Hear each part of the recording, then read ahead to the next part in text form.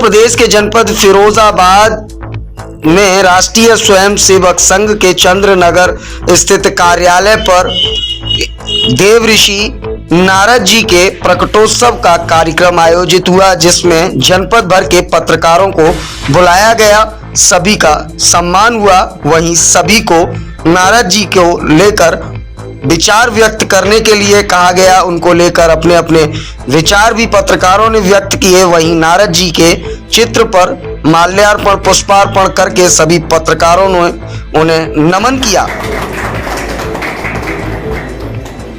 मैं अपनी बात समाप्त करता हूँ। उन्होंने चलते चलते भगवान विष्णु से पूछा कि माया क्या होती है। गुरु धरती पर कहते हैं कि लोग माया में फंस जाते हैं, ये माया क्या होती है?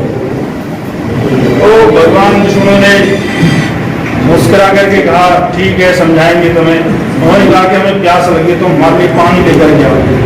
तो कमंडल लेकर के पानी लेने के लिए गए, थोड़ा आगे चले तो उन्हें गहरी नींद आने लगी। भगवान ने अपनी माया का प्रभाव शुरू कर दिया। नारद जी एक पेड़ की छांव के नीचे सो गए। सोते सोते उन्हें सपने देख रहे हैं। तो कमंडल लेकर के किसी वनवासी के यहाँ जा रहे हैं, उसके घर में एक युवा लड़की है, उससे वो शादी कर लेते हैं, बच्चे हो जाते हैं। नदी में बाढ़ आ जाती है, उनकी पत्नी बच्चे बह रहे हैं और बह गए और नारद जी रो रहे हैं। तो भगवान विष्णु आए और नारद जी को जगाया कि क्या होगा क्या होगा, मैंने तुम्हें पानी लेने भेजा था। अरे तुम्हें पानी की पड़ी है, हमारे बीवी बच्चे बह गए। अब भगवान विष्णु ने कहा तो पहचानो तुम नारद मैं विष्णु। तो तब नारद जी की समझ में आया कि ये माया का प्रभाव मोह माया क्या होती है। सपने में ही सब काम हो गए और रो रहे थे वो कि हमारे तो पत्नी बच्चे सब बाहर ऐसी भयंकर आई कि उसी में बह गए। तो भगवान नारद जी की अनेक ऐसी कथाएं हैं, अनेक लोगों को उन्होंने प्रेरणा दी। महर्षि वाल्मीकि, महर्षि व्यास के अनेक लोगों के वो गुरु भी रहे हैं। हम सब लोग भी पत्रकार बंधु हैं। फिरोजाबाद शहर में जो भी सच हो, कुछ सच को जनता के सामने लाया जाए। जब सच जनता के सामने आ जाएगा तो बहुत कुछ ठीक हो जाता है। आपने देखा होगा कि काशी में सर्वे हुआ है और हमारे भोलेनाथ जो इतने वर्षों से कुएं में बंद थे, सच सामने आ गए तो शायद और भी अच्छे इसी तरह से परिणाम आएंगे। तो हम सच को समाज के सामने लाते रहें, समाज का ठीक तरह से मार्गदर्शन करते रहें। आप सभी कार्यक्रम में आए, इसके लिए आपका बहुत बहुत धन्यवाद। अभी सभी का सम्मान होगा। रमेश जी भाई साहब और परम आदरणीय हमारे वरिष्ठ पत्रकार श्रीमान भोला जी और समस्त मेरे पत्रकार साथियों, देव ऋषि नारद जी के विषय में उनके जीवन पर मैं प्रकाश डालूं तो शायद इतना बड़ा मैं नहीं हूं कि उनके बारे में विचार व्यक्त कर सकूं या उनकी जीवनी पर प्रकाश डाल सकूं। देव ऋषि नारद अपने आप में अद्भुत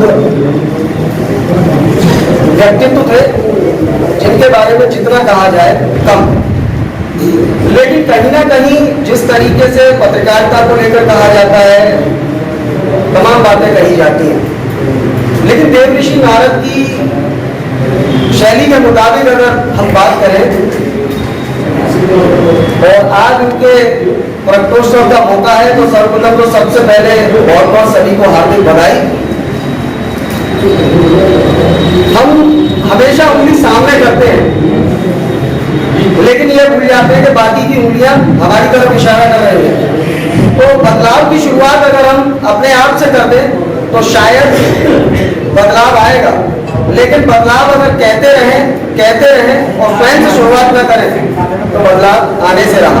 तो स्वयं से शुरुआत करनी पड़ेगी और मैं इसके लिए प्रतिबद्ध हूं और आप लोगों को भरोसा दिलाता हूं कि अपने स्तर से पहले भी और अब भी, जैसा कि हमारा स्लोगन भी है जितेंद्र भैया, सच बेझिझक, तो सच को बेझिझक अंदाज में आपके बीच हमेशा लाते रहे हैं और लाते रहेंगे।